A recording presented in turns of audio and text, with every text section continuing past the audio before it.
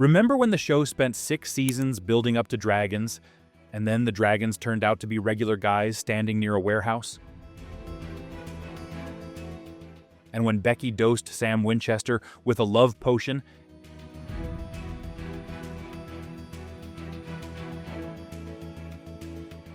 and the episode decided that was a marriage comedy? Yeah, these are Supernatural's dumbest moments.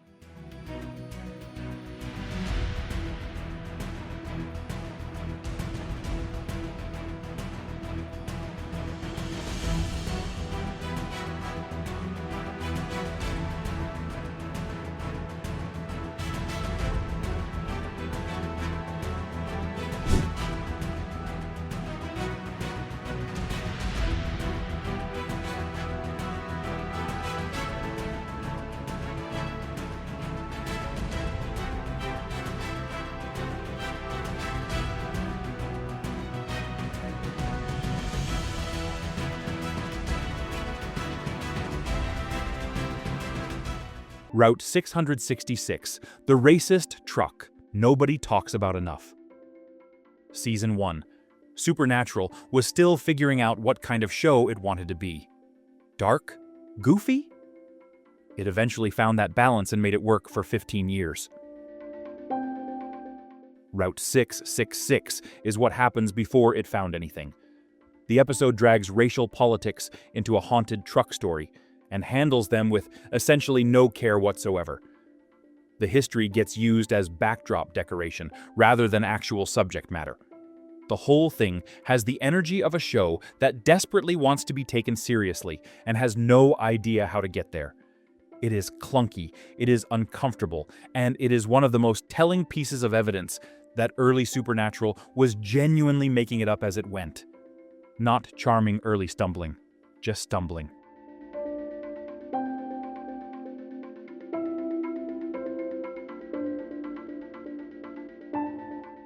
The Twilight parody that forgot parody is supposed to be fun. The idea behind Live Free or Twihard is actually solid. Put Supernatural's gross, unglamorous vampires next to the sparkly romantic ones and let the contrast do the work. That could be funny. The episode is not funny. You can feel the writers working something personal out on camera, using 40 minutes of runtime to file a complaint about Twilight fandom dressed up as a monster case.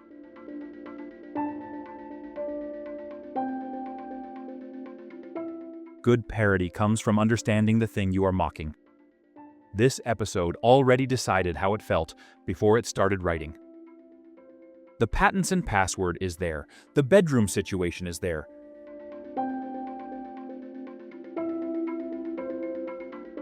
None of it lands because the episode never relaxes enough to actually be in on the joke.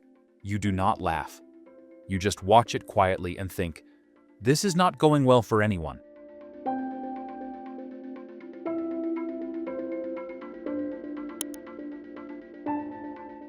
The Haunted Wi-Fi episode, or The Router Did It. There are great episodes of Supernatural that modernize horror in genuinely smart ways. Halt and Catch Fire is not one of them. Haunted Wi-Fi is a premise that sounds like someone's dad explaining what young people are afraid of. Salt and Iron work because they are ancient and simple, but Possessed Broadband requires a specific kind of commitment this episode never earns.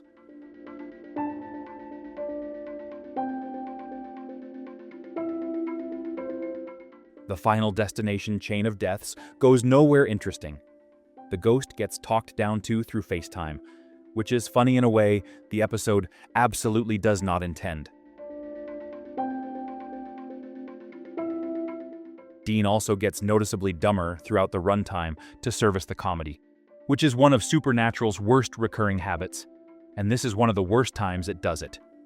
You spend the whole hour thinking, so the router is evil now? And then it ends. And the real horror is just knowing that someone in a writer's room said this out loud, and everyone nodded. If you are enjoying this breakdown, subscribing helps. And we have got plenty more Supernatural deep dives where we celebrate the genius and lovingly roast everything that went completely sideways.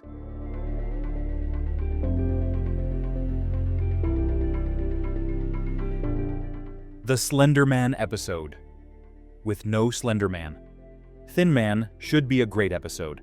A creepypasta monster, internet mythology, collective belief making something real. That fits Supernatural's world almost perfectly.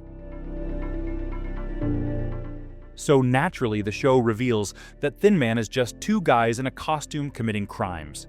Not a creature. Not a tulpa growing stronger the more people believe in it, which would have connected directly to established Season 1 lore. Just two people who took a concept too far. The cold open is genuinely creepy. Then the twist arrives and takes everything with it. And on top of wasting the monster, the episode tries to use the Ghostfacers as a heavy dramatic mirror for Sam and Dean's Season 9 fallout.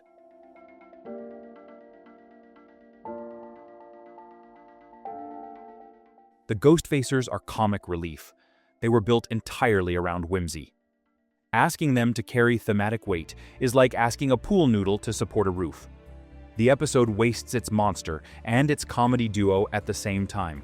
That takes real effort to do.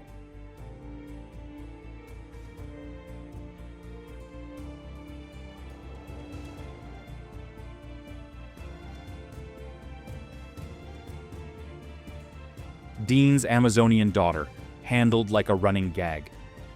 On a show obsessed with fatherhood, sacrifice, and the Winchester legacy, Dean accidentally having a daughter through an Amazonian ritual should be devastating. The episode decides instead to be goofy, aggressively goofy, like it looked directly at the emotional weight of its own premise and started running the other direction. The tonal whiplash is brutal. Huge stakes are being juggled like a bit.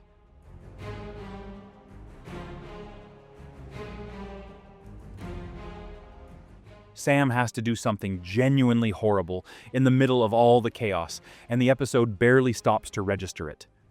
A serious version of this could have been one of the most gut-wrenching hours the show ever produced.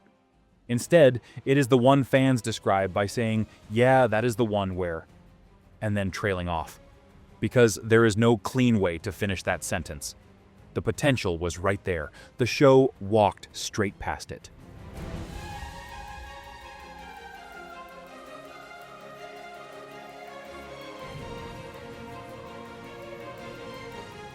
Man's best friend, with benefits, delivered with complete sincerity. This is the one. Season 8, Episode 15 is the most tone-deaf hour Supernatural ever produced. And it is not close. A witch named James has a familiar named Portia who takes human form, and is also his romantic partner. The script plays this as a complicated love story built on loyalty and devotion. Portia is a dog. The show has absolutely noticed this, and has decided it is fine.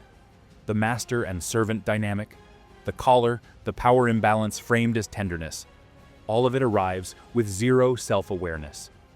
James is also a supposed longtime friend of Sam and Dean, who has never appeared before and will never appear again, which is the laziest continuity trick in the book. The witch plot is boring. The astral projection subplot is nearly incomprehensible. And underneath all of it is an episode that seems genuinely proud of itself. That is the specific thing that separates this from other bad Supernatural. Most bad episodes know somewhere that they are struggling. This one absolutely does not.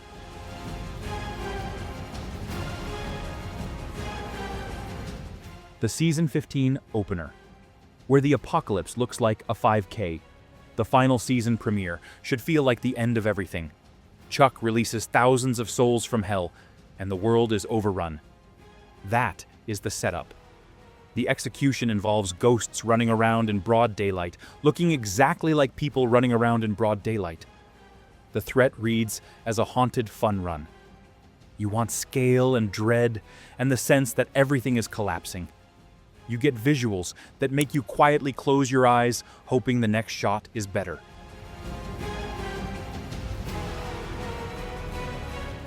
The second episode keeps everyone in the same location, managing the same situation, which is the opposite of the momentum a final season opener needs. The ghosts have also gotten inexplicably calm, which directly contradicts established lore that spirits left in the veil too long become mindless and feral. These ones are collected enough to hold a meeting about revenge. 15 seasons of loyalty deserved a stronger opening statement than this.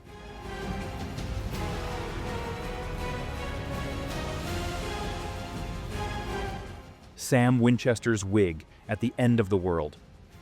The supernatural finale has real emotional power. Dean dying, the Heaven reunion, the Impala on the open road.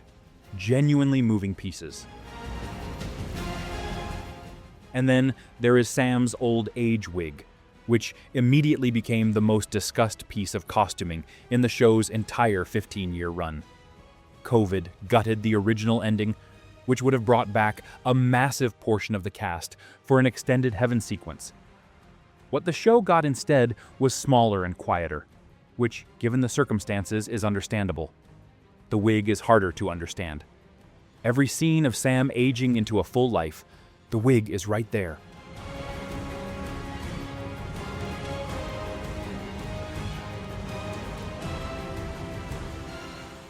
Pulling focus, sitting on Jared Padalecki's head with an energy that suggests it is mildly surprised to be in the finale.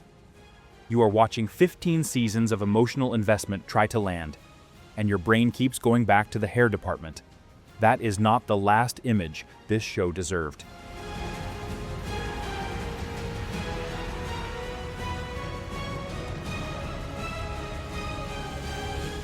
The anime, which still sounds fake when you say it out loud. Supernatural. The anime is a condensed animated retelling of seasons 1 and 2.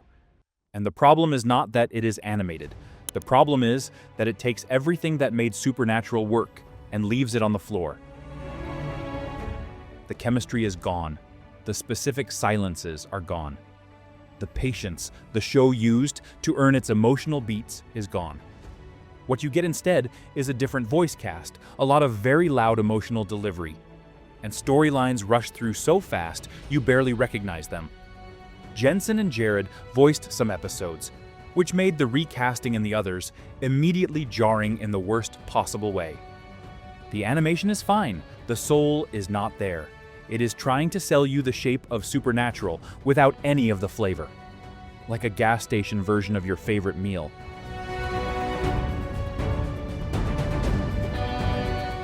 Becky drugs Sam into a wedding and the show plays it for laughs. Season 7, Time for a Wedding, is an episode where Becky doses Sam with a love potion, convinces him they are soulmates, and the show frames all of it as screwball romantic comedy. The purple liquid goes into his champagne. The wedding happens. The episode never once seems to register how deeply uncomfortable the actual premise is. It plays like a farce, fast and zany, and expecting you to laugh, while the real content of what is happening sits in the middle of every scene like an alarm nobody is acknowledging. Supernatural usually knows when it is doing something dark. Here, it looked directly at something dark and called it a wacky misunderstanding. That tonal blind spot is enormous. Not just uncomfortable, dumb. Genuinely, specifically, inexcusably dumb.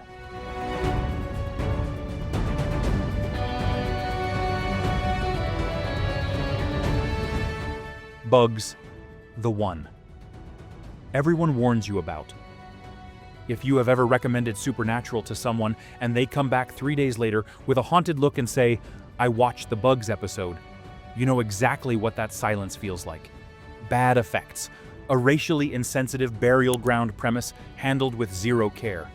And a story that somehow generates no tension whatsoever, despite involving a biblical insect swarm. The only genuinely dangerous thing in that episode was the real bees that stung the crew during the attic scene, which is the most supernatural thing that has ever happened off camera. Then, there is the climax. Sam and Dean's survival strategy against a killer bee swarm is to hide in the attic until sunrise with a can of hairspray and a lighter. The curse lifts at dawn. The timeline jumps so aggressively from midnight to morning that the sun basically shows up whenever the script needs it to. They survived by waiting. With a lighter. That is the legacy of this episode, and it is fully deserved. Bloodlines, the wrong show. Wearing Supernatural's clothes. Bloodlines is something completely different.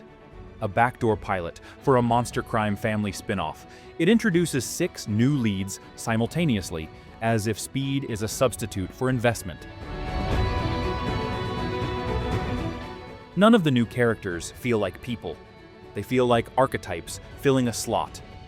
The lore gets quietly bent to fit them, including shapeshifters, who can now transform without shedding their skin, directly contradicting what the show had already established. Sam and Dean show up briefly at the start and end, used not as characters, but as a stamp of approval. Their presence doesn't save it, it just makes the contrast more visible. Bloodlines failed so badly, it burned real goodwill and made an actual spin-off far less likely during the years the show still had momentum. And look, none of this cancels what the show actually was. But what was the dumbest moment for you? Drop it in the comments below. And if you want more Supernatural deep dives, hit that subscribe button because we're just getting started.